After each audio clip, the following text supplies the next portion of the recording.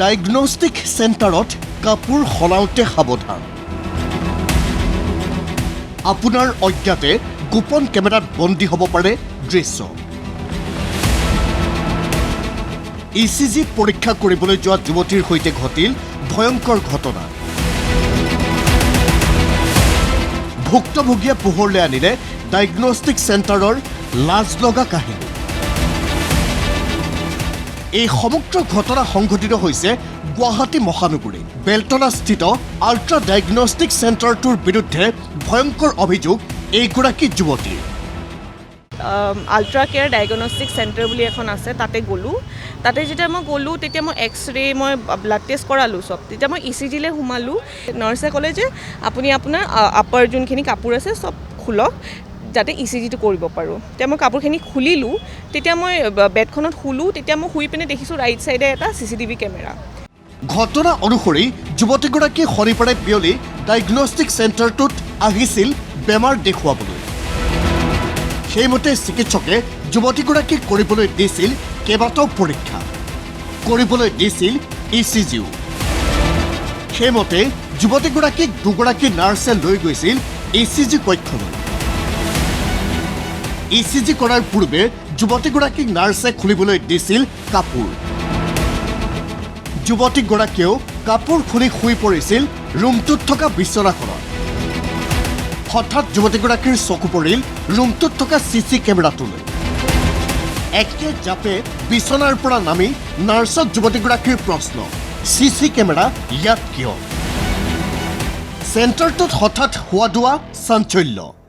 য'ত মাইকী মানুহে চেঞ্জ কৰি আছে, তাত অকল মানে মোৰ সমান ছোৱালী নহয়, সৰুৰ পৰা প্ৰেগনেণ্ট লেডি বুঢ়ী মানুহো যায়, য'ত মানে কাপোৰ চেঞ্জ কৰে। তাতে যদি CCTV কেমেৰা থাকে, ক'ত আমাৰ প্ৰাইভেচি থাকিব? তাৰে পাছত কি হ'ল, তেখেতসকলে বহুতখিনি এক্সকিউজেছ দিলে, যে কৈছে যে নাই টেকনিচিয়ানজন মানে আমি মাতিছোঁ, আহি পোৱা নাই, আপোনাক ফুটেজ দেখাম। চেণ্টাৰটোৰ কৰ্তৃপক্ষৰ মতে CC কেমেৰাটো বিকল, ভয়ৰ কাৰণ নাই। আবদ্ধ হোৱা নাই যুৱতীগৰাকীয়ে কাপোৰ খোলাৰ দৃশ্য। কিন্তু যুৱতীগৰাকীও আকুৰগোজ। আহিল CC কেমেৰাৰ অপাৰেটৰৰ মতেও CC কেমেৰাটো বিকল হৈ আছে। মেনেজাৰে কৈছে যে এইটো CCTV কেমেৰা বন্ধ হৈ আছে। তাৰপিছত মই মেনেজাৰৰ লগত কথা পাতিলোঁ, কমপ্লেইন দিলোঁ। তেখেতে কৈছে যে নাই, এইটো আপুনি মোক চকু মুদি বিশ্বাস কৰিব পাৰে, এই কেমেৰাটো এক্টিভেটেই নাই। মই সুধিলোঁ, যদি আপোনাৰ কেমেৰাটো এক্টিভেটেই নাই তেতিয়াহ'লে আপুনি কিয় লগাই থৈছে?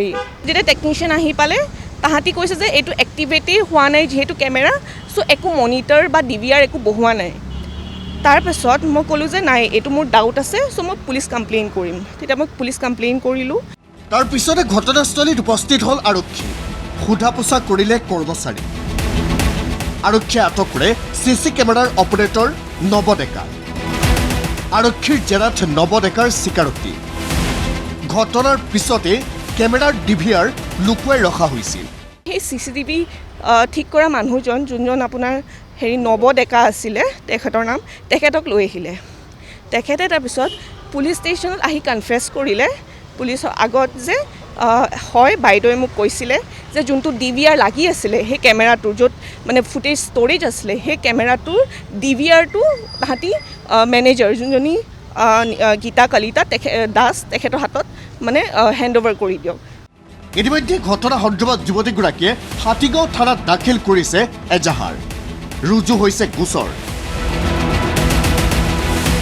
কিন্তু বৰ্তমানেও ৰহস্য হৈ থাকিল ECGৰ পক্ষত CC কেমেৰা সংলগ্ন কৰাৰ কাৰণ কি?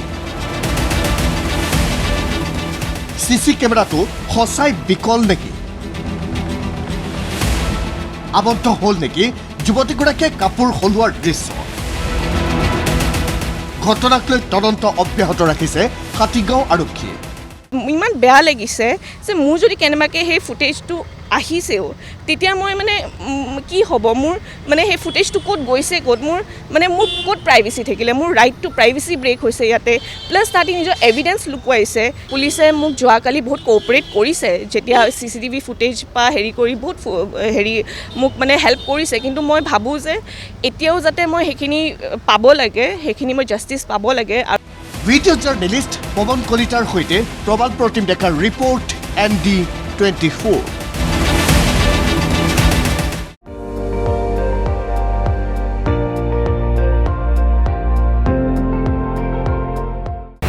আপুনি চাই আছে ND24, সৰ্বশ্ৰেষ্ঠ নহয় সৰ্বোত্তমৰ দৌৰ।